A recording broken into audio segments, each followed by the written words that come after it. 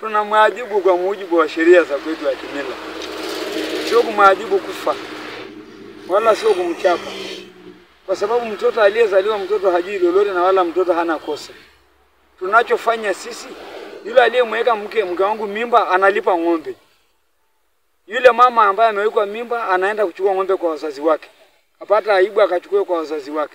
Kwa hiyo na siku hiyo naletewa ng'ombe 2 ya haraka.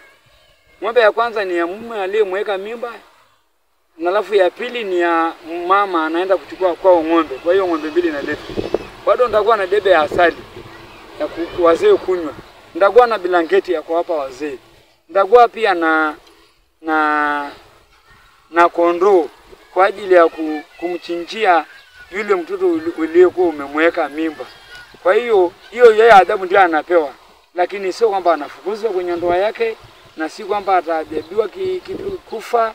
Hapana, lakini kuna faini hiyo tunampiga kwa ajili ya utaratibu wa kimila ili asirudiwe. Mtoto sasa hapo anakuwa mtoto ana baba yake. Baba yake ni yule aliyopo nyumbani kama kawaida, mume wa mke, sio yule aliyemweka mimba.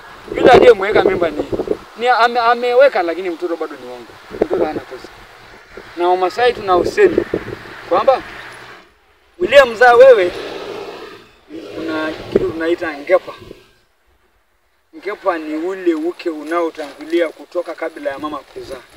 Hivi ukimzaa mtoto ambaye ni original kwako, utakunywa ule uke wa mke kwa sababu mtoto ni wa kwako? Si aunywi. Uliyemzaa wewe na aliyemzaa mimi na aliyezaa huyu wote ni watoto. Siwezi kunywa uke kwa sababu yule mtoto ni wa kwako. Hapana. Kwa hiyo tunaona kama mtoto ni mtoto, wala mtoto hana hatia yoyote. Kwa hiyo ana haki zote kama aliye naye yule niliyemzaa mimi. Tunawalea bila shida.